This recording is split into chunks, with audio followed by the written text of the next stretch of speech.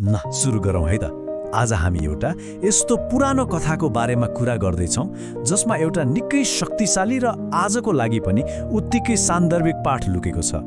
यो कथा केवल इतिहासको पानाबाट मात्र होइन, यसले त हाम्रो जीवनलाई हेर्ने तरिकामा पनि ठूलो असर पार्न सक्छ। कथाको केन्द्रमा छिन् मागन्दिया। उनको परिचय नै उनको सुन्दरताबाट सुरु हुन्छ हैन? त्यो बेलाको समाजले बाहिरी सुन्दरतालाई कति महत्त्व दिन्थ्यो भन्ने कुरा त यहीँबाट थाहा हुन्छ। अनि यो कुरा आजको सोशल मिडियाको जमानामा पनि कहाँ फरक छ र?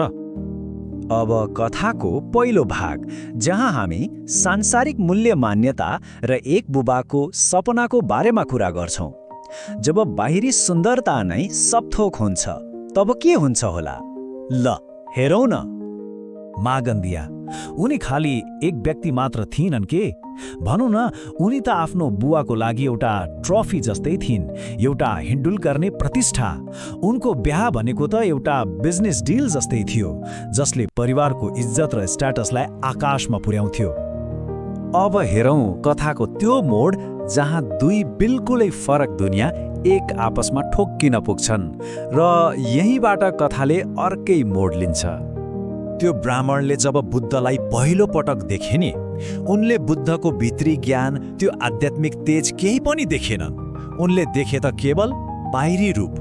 अनि उनले बुद्धलाई पनि त्यही आफ्नो सांसारिक नाप्तलको तराजुमा राखेर सोचे, आहा, मेरी सुन जस्ती छोरीको लागि त यस्तै पोइ चाहियो। बिचरा, उनलाई के थाहा उनी कति ठूलो भूल गर्दै थिए भनेर। हो, कथाको असल टक्कर सुरु हुने नै यहीँबाट हो। एकातिर ब्राह्मण थिए जसलाई आफ्नै छोरीको लागि राम्रो घरवर, सांसारिक सुख सुविधा चाहिएको थियो, अनि अर्कोतिर थिए बुद्ध, जसको लक्ष्य थियो ज्ञान पाउनु, यो सांसारिक मोहमायाबाट माथि उठ्नु। उनीहरूको बाटो नै यति फरक थियो कि उनीहरूको भेटको कुनै तुकै नै थिएन। ल अब कथाको त्यो टर्निङ पोइन्टमा जाउँ जहाँ ब्राह्मणको सबै सांसारिक सपना चकनाचुर हुन्छ। यो एउटा नाइले कथाका सबै पात्रहरूको जिन्दगीमा ठूलो भुइँचालो ल्याइदिन्छ। बुद्धको जवाफ एकदमै सिधा थियो। उहाँलाई शारीरिक सुख, यो इन्द्रिय सुखमा कुनै रुचि नै थिएन। त्यसैले उहाँले भन्नुभयो, म तिम्री छोरीलाई छुन पनि चाहन्न। यो मागन्दियालाई हेपेको होइन, यो त त्यो सम्पूर्ण भौतिकवादी सोचाइलाई नै अस्वीकार गरेको हो। अब बुबाको रियाक्सन कस्तो थियो होला? रिस र अपमान, पुरै आगो भयो नि। किनभने उनको इगोमा ठूलो चोट लागेको थियो। आफ्नो प्लान, आफ्नो इज्जतमा यति धेरै डुबेका थिए कि उनले यो अस्वीकारलाई आफ्नो व्यक्तिगत हार ठाने। तर उनकी श्रीमतीले भने अर्कै कुरा देखिन्। एकातिर श्रीमान रिसले अन्धा भएका थिए भने अर्कोतिर श्रीमतीले बुद्धको पाइलाको डोबमा लुकेको सत्य देखिन्। उनले त्यो पाइलाको चिन्ह हेरेरै थाहा पाइन् कि यो मान्छे कुनै साधारण मान्छे होइन, यो त मोहमायाबाट मुक्त भएको कोही महान व्यक्ति हो। अब आउँछ कथाको सबैभन्दा महत्त्वपूर्ण पाठ। घटना एउटै हो, तर त्यही घटनाले कसरी मान्छेलाई बिल्कुलै फरक बाटोमा लैजान्छ त्यो हेरौँ। आमा बुबाको लागि त त्यो भेट एउटा वरदान साबित भयो। उनीहरूले आफ्नो घमण्डलाई छोडे, बुद्धको कुरा सुने र ज्ञानको बाटोमा लागे। तर उनीहरूको छोरीले भने त्यही भेटको कारणले आफ्नो पुरै भविष्य बर्बाद गरिन्। एउटै घटनाले कसरी यस्तो फरक नतिजा दिन सक्छ? कारण एकदमै सिधा छ, होइन र? आमा बुबाले आफ्नो इगोलाई साइडमा राखेर कुरा सुन्ने कोसिस गरे, त्यसैले उनीहरूले ज्ञान पाए।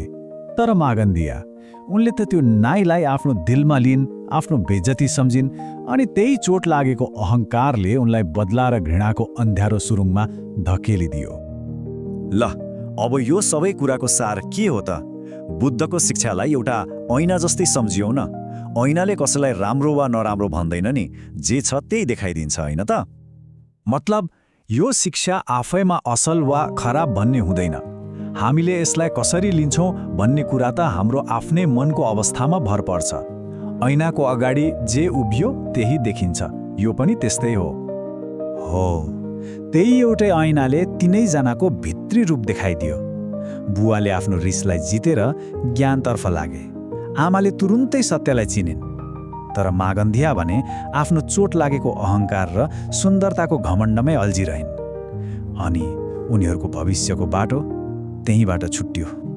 अनि अन्त्यमा यो कथाले हामीलाई एउटा गम्भीर प्रश्न सोध्न बाध्य बनाउँछ।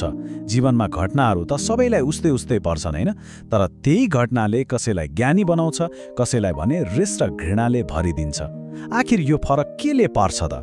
सायद हाम्रो प्रतिक्रियाले नै हाम्रो भाग्य कोर्छ। हाम्रो हेर्ने दृष्टिकोण, हाम्रो अहङ्कार अनि नयाँ कुरा सिक्न हामी कति तयार छौँ भन्ने कुराले नै सबै कुरा निर्धारण गर्छ।